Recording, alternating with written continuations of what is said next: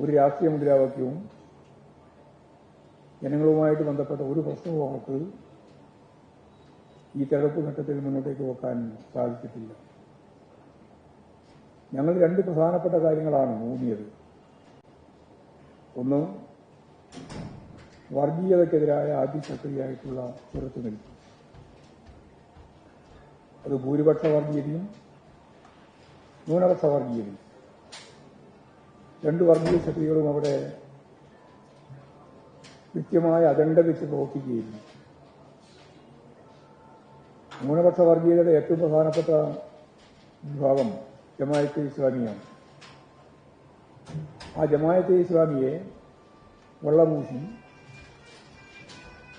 അവർ പഴയ മുദ്രാവാക്യങ്ങളെല്ലാം ഉപേക്ഷിച്ചിരിക്കുന്നു. അതുകൊണ്ട് ഞങ്ങൾ ജമാഅത്തെ ഇസ്ലാമിയുമായി സഹകരിക്കാൻ, അസോസിയേറ്റ് സംവിധാനത്തിന്റെ ഭാഗമായിട്ട് മുന്നോട്ടേക്ക് പോകാൻ തയ്യാറായിരിക്കുന്നു എന്നാണ് അവരിവിടെ വ്യക്തമാക്കിയിട്ടുള്ളത്.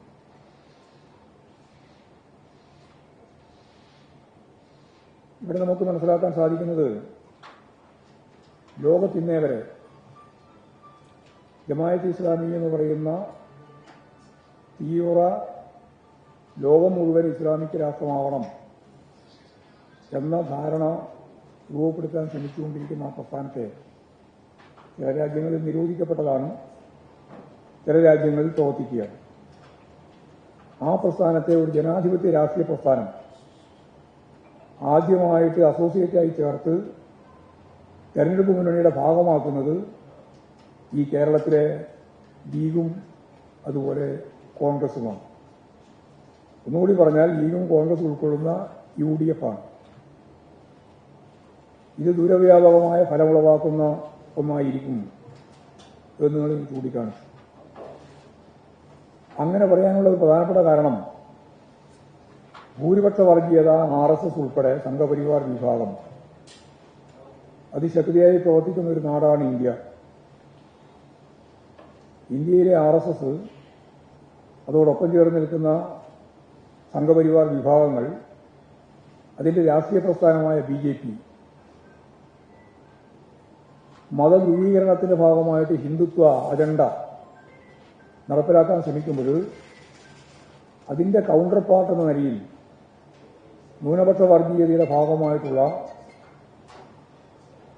ഇവിടെ ഇന്ത്യയിൽ, അവരെ സംബന്ധിച്ച് ലോകത്താകെ ഇസ്ലാമിക രാഷ്ട്രം വേണം എന്ന മുദ്രാവാക്യത്തിൽ ഞങ്ങൾ ഇപ്പോഴും ഉറച്ചു നിൽക്കുന്നു എന്ന് ഇപ്പോഴും പ്രസ്താവന ഇറക്കിക്കൊണ്ടിരിക്കുന്ന ജമാഅത്തെ ഇസ്ലാമുമായിട്ട് ബന്ധപ്പെട്ട UDFന്റെ ബന്ധം ദൂരവ്യാപകമായ ഫലമുളവാക്കുന്ന ഒന്നാണ് എന്ന് ഞങ്ങൾ വർഗീയതയ്ക്കെതിരായ പോരാട്ടത്തിന്റെ ഭാഗമായി രണ്ട് വർഗീയ ശക്തികളെയും ഫലപ്രദമായിട്ട് നേരിടാൻ ഇടതുപക്ഷ ജനാധിപത്യ മുന്നണി തയ്യാറായി മുന്നോട്ടേക്ക് പോകുന്നു എന്നുള്ളതാണ് തെരഞ്ഞെടുപ്പ് ക്യാമ്പയിന്റെ ഭാഗമായിട്ട് മുഖ്യമന്ത്രി ഉൾപ്പെടെ പറഞ്ഞ ഒന്നാമത്തെ കാര്യം. മുഖ്യമന്ത്രി പറഞ്ഞു, ഞങ്ങൾക്ക് ഒരു വർഗീയ ശക്തിയുടെയും ഒരു വിഭാഗീയ ശക്തിയുടെയും ആശീർവാദവും പിന്തുണയും വേണ്ട എന്ന് അസന്നിഗ്ധമായി കേരളത്തിലെ മുഖ്യമന്ത്രി ആരാധ്യനായ സഖാവ് പിണറായി വിജയൻ ചൂണ്ടിക്കാണിക്കുകയുണ്ടായിട്ടുണ്ട്. ഈ രാഷ്ട്രീയമാണ് ഞങ്ങൾ മുന്നോട്ടേക്ക് വെച്ച വളരെ പ്രധാനപ്പെട്ട കാര്യം. അതിന് മറുപടി പറയാൻ ദേശീയ നേതൃത്വത്തിന്റെ ഭാഗമായിട്ട് വന്ന പ്രിയങ്ക ഗാന്ധി ഉൾപ്പെടെ തയ്യാറായില്ല.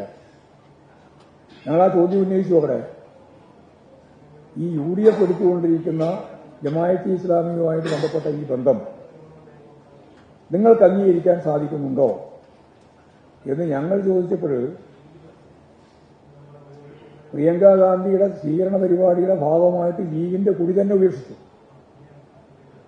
എന്നിട്ട് വേണ്ടേ ജമാഅത്തെ ഇസ്ലാമുമായി ബന്ധപ്പെട്ട ഞങ്ങൾ ഉയർത്തിയ മുദ്രാവാക്യം അല്ലെങ്കിൽ ഞങ്ങൾ ഉയർത്തിയ ചോദ്യം അതിന് മറുപടി പറയാൻ തയ്യാറായില്ല എന്ന് മാത്രമല്ല, അത് ആ രീതിയിൽ പരിഗണിക്കാനേ കൂട്ടാക്കിയില്ല. കാരണം അപകടകരമാണ്. സോണിയാഗാന്ധിയും കോൺഗ്രസും എടുത്തുകൊണ്ടിരിക്കുന്ന നിലപാട് ജമാഅത്തെ ഇസ്ലാമിന് എതിരാണ്. ആ രാഷ്ട്രീയം പറയാൻ അവർക്ക് സാധിക്കില്ല. അതുകൊണ്ടാണ് സോണിയാഗാന്ധിക്ക് ആ ചോദ്യത്തിന് മറുപടി പറയാൻ ആ ഇലക്ഷന്റെ ഭാഗമായിട്ടും അതുപോലെ വയനാട് സന്ദർശനത്തിന്റെ സന്ദർഭത്തിലും അവർക്ക് സാധിക്കാതിരുന്നത് എന്നുള്ളതാണ് സത്യം. പ്രിയങ്ക ഗാന്ധി അല്ല, സോണിയാഗാന്ധി ഉൾപ്പെടെയുള്ളവർ ഇതിനെതിരാണ്. ഇവർക്ക് ജമാഅത്ത് ഇസ്ലാമുമായി ബന്ധപ്പെടാൻ ഒരു തരത്തിലുള്ള പഴുതുമില്ല. അപ്പോഴാണ് പ്രിയങ്ക ഗാന്ധിക്ക് അത് പറയാൻ സാധിക്കാതിരിക്കുന്നത്. അതുകൊണ്ടാണ് മറുപടി പറയാതിരുന്നത്. ആവർത്തിച്ച് ചോദിച്ചിട്ടും പത്രക്കാർ ചോദിച്ചിട്ടും അവരോട് ഈ കാര്യം പറയാൻ അവർക്ക് സാധിച്ചില്ല എന്നുള്ളതാണ് ഏറ്റവും പ്രധാനപ്പെട്ട കാര്യം. വർഗീയതയെ അതിനിശ്ചിതമായിട്ട് എതിർത്തുകൊണ്ടാണ് നിലമ്പൂർ നിയോജകമണ്ഡലത്തിലെ ഉപതെരഞ്ഞെടുപ്പിന്റെ ഭാഗമായിട്ട് ആദ്യാവസാനം വരെ ഞങ്ങളെല്ലാവരും നിലപാട് സ്വീകരിച്ച് മുമ്പോട്ടേക്ക് പോയത്. രണ്ടാമത്തെ കാര്യം കേരളത്തിന്റെ വികസനവുമായിട്ട് ബന്ധപ്പെട്ട പ്രശ്നം. അത് രണ്ടാമതായി ഞങ്ങൾ ഉയർത്തിയ ഏറ്റവും പ്രധാനപ്പെട്ട കാര്യമാണ്. കേരളം ഇന്ത്യക്ക് മാത്രമല്ല ലോകത്തിന് തന്നെ മാതൃകയാവുന്ന രീതിയിൽ അർദ്ധവികസിത രാജ്യങ്ങളിലെ ജനങ്ങളുടെ ജീവിത നിലവാരത്തിലേക്ക് കേരളത്തിലെ ജനങ്ങളുടെ ജീവിത നിലവാരം ഉയർത്തുക എന്ന നവ കേരളം എന്ന കാഴ്ചപ്പാട് അതാണ് ഞങ്ങളവിടെ അവതരിപ്പിച്ചത്. അതിന്റെ ഭാഗമായി കേരളത്തിലുള്ള ഏറ്റവും പ്രധാനപ്പെട്ട സവിശേഷതകൾ ഓരോന്നോരോന്നായിട്ട് എണ്ണി പറഞ്ഞു. വികസനം തന്നെയാണ് കാര്യമായിട്ട് പറഞ്ഞത്. വികസനം എന്ന പദം പോലും UDFകാർക്ക് അവിടെ ഉപയോഗിക്കാനേ പറ്റിയിട്ടില്ല. കാരണം വികസനം പറയാൻ തുടങ്ങിയാൽ 1957 മുതൽ ഇങ്ങോട്ടുള്ള ഇടതുപക്ഷ രാഷ്ട്രീയത്തിന്റെ ഭാഗമായിട്ട് വന്ന രാഷ്ട്രീയം വികസനപരമായ മാറ്റം കൃത്യമായി ചൂണ്ടിക്കാണിച്ചു പോകുമെന്നുള്ളതുകൊണ്ട് അവരതിനെ ആ അജണ്ടയിലേക്ക് കടന്നില്ല. അതുകൊണ്ടാണ് ഞാൻ പറഞ്ഞത് അവർക്ക് ഗവൺമെന്റിനെതിരായിട്ടോ അതുപോലെ തന്നെ ഇടതുപക്ഷ ജനാധിപത്യ മുന്നണിക്കെതിരായിട്ടോ രാഷ്ട്രീയ ആയുധമുണ്ടായിരുന്നില്ല എന്ന് പറയാൻ കാരണം അതുകൊണ്ടാണ്. കേരളത്തിലെ അടിസ്ഥാനപരമായ മാറ്റങ്ങൾ വിദ്യാഭ്യാസ മേഖല, ആരോഗ്യ മേഖല, തൊഴിൽ നൽകുന്നതിനു വേണ്ടിയുള്ള പുതിയ KDISകിന്റെ ഉൾപ്പെടെയുള്ള വിജ്ഞാന കേരളത്തിന്റെ ഭാഗമായിട്ടുള്ള പദ്ധതി, അതേപോലെ തന്നെ ഏറ്റവും ശ്രദ്ധേയമായ രീതിയിൽ നടപ്പിലാക്കിയിട്ടുള്ള ലൈഫ് പദ്ധതി, അതിദാരിദ്ര്യം അവസാനിക്കുന്ന ഇന്ത്യയിലെ ആദ്യത്തെ സംസ്ഥാനമായിട്ട് കേരളം മാറുന്ന പ്രശ്നം ഉൾപ്പെടെ എല്ലാ കാര്യങ്ങളും വികസനത്തിന്റെ ഭാഗമായിട്ട് നാഷണൽ ഹൈവേ, അതുപോലെ തന്നെ മലയോര ഹൈവേ, തീരദേശ ഹൈവേ, വ്യാവസായിക മേഖലയിൽ വന്ന മാറ്റം, 3,50,000-ഓളം വരുന്ന സംരംഭകർ രജിസ്റ്റർ ചെയ്യപ്പെട്ടതും അതിന്റെ പ്രവർത്തനത്തിലൂടെ 7 ലക്ഷത്തിലധികം ആൾക്ക് ജോലി ലഭിച്ചത്, PSC മുഖേന കിട്ടിയ ജോലിയുടെ എണ്ണം ഇന്ത്യയിൽ ഏറ്റവും കൂടുതൽ ജോലി ലഭിച്ചത് അത് പകുതിയിലധികം കേരളത്തിലാണ് എന്ന കാര്യം ഉൾപ്പെടെ എല്ലാ കാര്യങ്ങളും ഞാനതിന്റെ ഓരോരോ വിശദീകരണത്തിലേക്ക് കാർഷിക മേഖല, പട്ടയത്തിന്റെ പ്രശ്നം ഉൾപ്പെടെ എല്ലാം ജനങ്ങളുമായി ബന്ധപ്പെട്ട മുഴുവൻ വികസന പ്രക്രിയയും, വിഴിഞ്ഞം തുറമുഖത്തിന്റെ വളർച്ച, അതിന്റെ ഭാഗമായിട്ട് തിരുവനന്തപുരം കൊല്ലം ജില്ലയിൽ ഉണ്ടാവാൻ പോകുന്ന മാറ്റം, കോറിഡോറിന്റെ ഭാഗമായിട്ട് കൊച്ചിയിൽ നിന്ന് പാലക്കാട് വഴി കോയമ്പത്തൂരിലേക്കുള്ള ഇടനാഴി, വ്യാവസായിക ഇടനാഴി, കോഴിക്കോട് നിന്ന് കണ്ണൂർ വഴി കാസർഗോഡ് വഴി മംഗലാപുരത്തേക്കുള്ള വ്യാവസായിക ഇടനാഴി, ഇതെല്ലാം സംബന്ധിച്ച് കൃത്യമായ നിലപാട് ഞങ്ങൾ വ്യക്തമാക്കിയിട്ടുണ്ട്.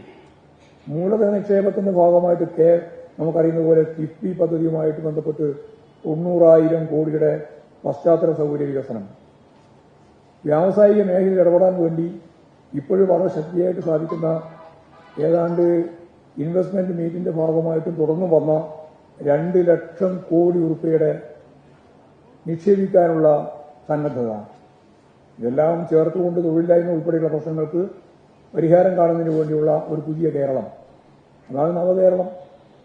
ഈ മുദ്രാവാക്യം ഞങ്ങൾ നിലമ്പൂരിൽ വളരെ ശക്തിയായിട്ട് ജനങ്ങളുടെ മുമ്പിൽ അവതരിപ്പിച്ചിട്ടുണ്ട്. UDFന് ആകെ പറയാനുണ്ടായിരുന്നത് കൈക്കൂലി കൊടുത്തുകൊണ്ടാണ് വോട്ട് ശേഖരിക്കുന്നത് എന്നാണ്. കൈക്കൂലി മന്ത്രിമാരുടെ കൈക്കൂലിയല്ല. മുമ്പ് അതായിരുന്നല്ലോ സാധാരണ ചർച്ച. 9 കൊല്ലക്കാലം കൊണ്ട് ഒരു മന്ത്രിക്കെതിരായിട്ട് ഒരു ആരോപണം ഉന്നയിക്കാൻ അവർക്ക് സാധിച്ചിട്ടില്ല. എന്നിട്ട് പറഞ്ഞത് ഏതാ കൈക്കൂലി? തിരഞ്ഞെടുപ്പ് വരുമ്പോൾ 62 ലക്ഷം ആളുകൾക്ക് കൈക്കൂലി പോലെ ക്ഷേമ പെൻഷൻ നൽകുന്നു എന്നാണ്. ക്ഷേമ പെൻഷൻ കൈക്കൂലിയാണെന്ന് പറഞ്ഞ കോൺഗ്രസിന്റെ രാഷ്ട്രീയ പാപ്പരത്വത്തെ സംബന്ധിച്ച് എന്താ പറയുക? അത് ജനങ്ങളൊക്കെ അവിടെ നല്ലപോലെ പ്രതികരിച്ചു. ഞങ്ങൾ അപമാനിക്കലാണ് എന്ന് പറഞ്ഞു. ഉയർന്ന ഉദ്യോഗസ്ഥന്മാർക്കെല്ലാം കൃത്യമായിട്ട് ഇപ്പോഴാണ് എല്ലാ ജീവനക്കാർക്കും ഉൾപ്പെടെ പെൻഷൻ. പാവപ്പെട്ട അധ്വാനിച്ച പഴയ കാലം 60 വയസ്സുവരെ അധ്വാനിച്ച പാവപ്പെട്ട മനുഷ്യന് ക്ഷേമ പെൻഷന്റെ ഭാഗമായിട്ട് 1,600 രൂപ ഈ കേരളത്തിൽ ഇടതുപക്ഷ ജനാധിപത്യങ്ങളുടെ ഭാഗമായിട്ട് നൽകുമ്പോൾ അത് കൈക്കൂലിയാണ് എന്ന അധിക്ഷേപിക്കുന്ന നിലയിലേക്ക് അവർ അത്തരത്തിലുള്ള നിരവധിയായ പ്രശ്നങ്ങൾ യഥാർത്ഥത്തിൽ അവിടെ അവർക്ക് ഞാൻ നേരത്തെ പറഞ്ഞ പോലെ നിരായുധീകരിക്കപ്പെട്ട ഒരു UDF-നെയാണ് നമുക്കവിടെ കാണാൻ കഴിഞ്ഞിട്ടുള്ളത്. അപ്പോൾ രണ്ട് മുദ്രാവാക്യം കേന്ദ്രീകരിച്ചുകൊണ്ട് തന്നെയാണ് ഉപതെരഞ്ഞെടുപ്പിനെ നേരിട്ടത്. വരാൻ പോകുന്ന കേരളം എന്തായിരിക്കണം, വർത്തമാന കാലഘട്ടത്തിന്റെ ഒരു തുടർച്ച, ഒരു മൂന്നാം ഘട്ടത്തിലേക്കുള്ളതിന്റെ യാത്ര, ഇത് തന്നെയാണ് അവിടെ ചർച്ച ചെയ്യപ്പെട്ട ഒരു പ്രധാനപ്പെട്ട വിഷയം. അതുപോലെ ഞാൻ നേരത്തെ പറഞ്ഞ വർഗീയതക്കെതിരായിട്ടുള്ള കാര്യവുമാണ്. വർഗീയതക്കെതിരായിട്ടുള്ള കാര്യം പറഞ്ഞു വന്നപ്പോൾ ഇപ്പോഴും വ്യാപകമായ ഒരു പ്രചാരവേല, ഞാനെന്തോ വർഗീയവാദികളുമായിട്ട് കൂട്ടുകൂടാൻ ശ്രമിച്ചിരിക്കുന്നു എന്നുള്ള ഒരു പ്രചാരവേല, കള്ള പ്രചാരവേല നടത്തിക്കൊണ്ടിരിക്കുകയാണ്. അല്ല, പി സുന്ദരയുമായിട്ട് ബന്ധപ്പെട്ട രാഷ്ട്രീയ പ്രശ്നങ്ങളെല്ലാം പിന്നീട് നടന്ന പാർട്ടി കോൺഗ്രസുമായിട്ട് ബന്ധപ്പെട്ട് കൃത്യമായ നിലപാട് സ്വീകരിച്ച് പാർട്ടി മുമ്പോട്ടേക്ക് പോയിട്ടുണ്ട്, സുന്ദരയ്യ ഉൾപ്പെടെ. അത്രയേ ഉള്ളൂ കാര്യം. ഇന്നലെ തന്നെ ഞാൻ പറഞ്ഞത്, ഇന്നലെ പറഞ്ഞത് ഇത് തന്നെയാണ്, വെറുതെ പറയുകയാണെന്നില്ല. ജമാഅത്ത് ഇസ്ലാമിന്റെ താല്പര്യം സംരക്ഷിക്കാൻ വേണ്ടി നടക്കുന്ന ചില ആളുകൾ അതിനെ വളച്ചൊടിച്ച് നിലപാട് സ്വീകരിക്കാൻ ചെയ്തത്, അതാ പച്ച മലയാളം.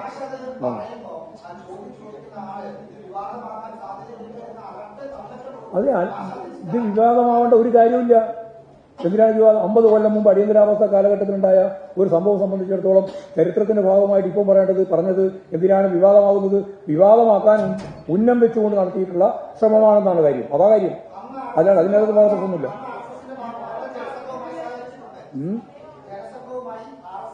ജനസംഘമായിട്ടല്ല സഹകരിച്ചത്. അന്ന് RSS ഉൾപ്പെടെയുള്ള ജനസംഘം ചേർന്ന ജനതാ പാർട്ടിയാണ്. ഞാൻ നേരത്തെ പറഞ്ഞില്ലേ, ഇനി വിശദീകരിക്കണോ? നിരവധി പാർട്ടികൾ, നിരവധി ധാരകൾ എല്ലാം ചേർന്നാണ് ജനതാ പാർട്ടി ഉണ്ടായത്. അതിലൊരു ചെറിയ ന്യൂനപക്ഷം മാത്രമാണ് RSS. അത് നമ്മൾ നല്ലപോലെ മനസ്സിലാക്കണ്ടേ. ചരിത്രത്തിന്റെ ഭാഗമായിട്ടല്ലേ ഇത്. അത് 50 കൊല്ലം മുമ്പുള്ള ചരിത്രം വ്യക്തമാക്കിയതാണ്. അതും ഒരു ചോദ്യം ചോദിച്ചപ്പോൾ ആ ചോദ്യം മറുപടി പറഞ്ഞത് മാത്രമേ ഉള്ളൂ, അത്രയേ ഉള്ളൂ. അല്ല, ഇത് എന്താണ് വിവാദം ആവേണ്ടതെന്നാണ് ഞാൻ ചോദിച്ചത്. അതിന്റെ അർത്ഥം അതല്ലേ. 50 കൊല്ലം മുമ്പ് നടന്ന ഒരു സംഭവം സംബന്ധിച്ചിടത്ത് ഇപ്പം വിവാദമാവേണ്ട എന്ത് പ്രശ്നങ്ങൾ? നിങ്ങൾ ജമാഅത്ത് ഇസ്ലാമിക്കെതിരായി നിലമ്പൂർ നിയോജക മണ്ഡലത്തിലും കേരളത്തിലും ഞങ്ങൾ ഉയർത്തിയിട്ടുള്ള രാഷ്ട്രീയ നിലപാടിന് മറുപടി പറയാൻ കഴിയാതെ UDF-നെ സഹായിക്കാൻ ഒരു നിലപാട് സ്വീകരിച്ചു എന്ന് മാത്രമേ പറയാൻ സാധിക്കുള്ളൂ, ജമാഅത്ത് ഇസ്ലാം അനുകൂലമായിട്ട്. അത്രയേ ഉള്ളൂ കാര്യം. അതാണ് ഞാൻ നേരത്തെ വിശദീകരിച്ചത്. ഒരു വടിയും കൊടുത്തില്ല, ഒരു കാര്യവും അതിൻ്റെ അകത്ത് വിവാദം ഉണ്ടാക്കേണ്ട കാര്യമില്ല. ഇപ്പോഴുമില്ല, അന്നുമില്ല, ഇനിയും ഉണ്ടാവില്ല. നിരോധിക്കപ്പെട്ടിട്ടുണ്ട്. ഇതൊന്നും ഞാൻ പറഞ്ഞില്ല. നിരോധിച്ചുകൊണ്ടൊന്നൊരു പ്രസ്ഥാനം ഇല്ലാതാവില്ല. ആ ഒരു നിലപാടൊന്നും ഞാൻ എടുത്തില്ല. ഉണ്ട്. അല്ല, ഞാനതിനെ അനുകൂലിക്കുന്നുമില്ല, പ്രതികൂലിക്കുന്നുമില്ല. കാരണം നിലപാടെന്താ പറഞ്ഞാൽ, ഒരു പാർട്ടിയെയും ഒരു പ്രസ്ഥാനത്തെയും ഒരു ആശയത്തെയും നിരോധിച്ചുകൊണ്ട് അവസാനിപ്പിക്കാൻ സാധിക്കുന്നതല്ല. എത്രയോ പ്രാവശ്യം നിരോധനത്തിന് വിധേയപ്പെട്ട പാർട്ടിയാണ് കമ്മ്യൂണിസ്റ്റ് പാർട്ടി. എന്നിട്ട് കമ്മ്യൂണിസ്റ്റ് പാർട്ടി ഇവിടെ ഇല്ലാതായിട്ടില്ലല്ലോ. അത് തന്നെയാണ് ചരിത്രത്തിന്റെ ഭാഗമായിട്ടുള്ള, അതാ പറഞ്ഞത്, ചരിത്രത്തിന്റെ ഭാഗമായിട്ടുള്ള ഏറ്റവും പ്രധാനപ്പെട്ട കാര്യം അതാണ്.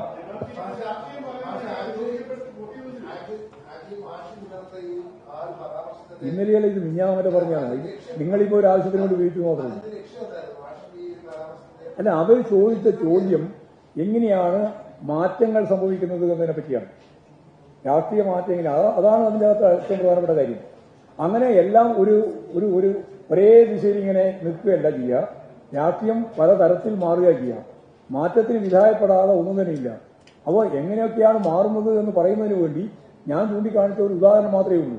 അതിനെ പർവ്വതീകരിക്കാൻ വേണ്ടിയിട്ടുള്ള, തെറ്റിദ്ധാരണ ഉണ്ടാക്കാൻ വേണ്ടിയുള്ള ശ്രമം നടത്തിയെന്ന് മാത്രമേ അത് കാണുകയുള്ളൂ. അതാണ് അത് സംബന്ധിച്ച് പറയാനുള്ളത്. ശരിയാ, അതിന് വേണ്ടി വേറെ ഉത്തരം പറഞ്ഞില്ല. അതെ, RSS ഉൾപ്പെടെയുള്ള ജനവിഭാഗങ്ങൾ ഉൾക്കൊള്ളുന്നതായിരുന്നല്ലോ ഞാൻ ഈ പറഞ്ഞ വിഭാഗങ്ങളെല്ലാം. നിങ്ങൾക്കെന്താ പറയാൻ മനസ്സിലാകും? RSS ആരും രാഷ്ട്രീയ കൂട്ടുകെട്ട് ഉണ്ടാക്കിയിട്ടുണ്ടോ? ഇല്ലല്ലോ, ഇല്ല. രാഷ്ട്രീയ കൂട്ടുകെട്ടിനെ പറ്റിയേ ഞാൻ പറഞ്ഞിട്ടില്ല. അടിയന്തരാവസ്ഥക്കെതിരായിട്ട് മൂവ് ഡെവലപ്പ് ചെയ്തു വന്നു, അതിനെപ്പറ്റിയാ പറഞ്ഞത്. അത്രയേ ഉള്ളൂ. ശരി, പറ.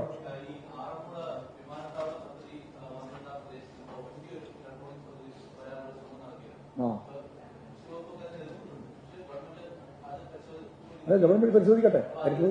അതായത് അത് CPI-യും CPM-ഉം എല്ലാം കൂടി ചേരുന്ന മന്ത്രിസഭ വ്യക്തമായ ഒരു തീരുമാനം എടുക്കട്ടെ. തീരുമാനത്തിന് ശേഷം നമുക്കൊരു നിലപാട് പറയുന്നല്ലേ നല്ലത്. ഇപ്പൊ അതിനു മുമ്പ് പകുതി ബന്ധ ഒരു കാര്യത്തിന് മറുപടി പറയേണ്ട കാര്യമുണ്ടോ?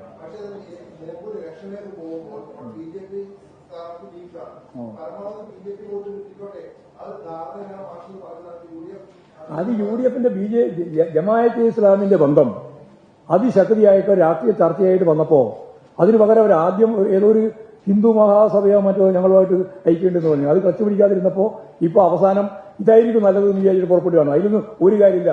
നിലമ്പൂരിലെ ജനങ്ങൾക്ക് നന്നായിട്ട് കാര്യം മനസ്സിലായിട്ടുണ്ട്.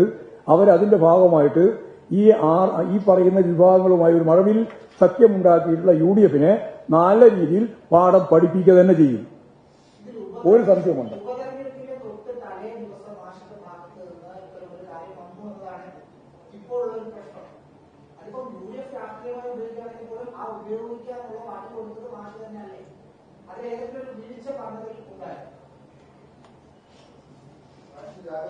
അതിന് ഒരു ജാഗ്രത തോന്നുന്നില്ല. നല്ല ജാഗ്രത ഞാൻ പറഞ്ഞു.